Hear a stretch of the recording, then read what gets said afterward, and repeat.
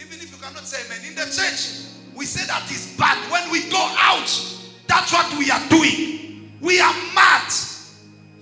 How can we bring water and give to somebody na kumpa kumwambia lete 10,000 uchukue maji na akapone?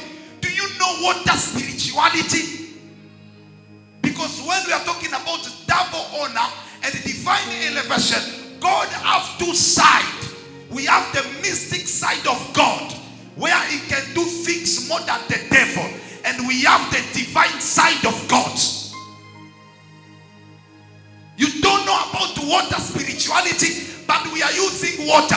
In the same water there is demons. In the same water there is some queens. In the same water there are spirits who are there in the water.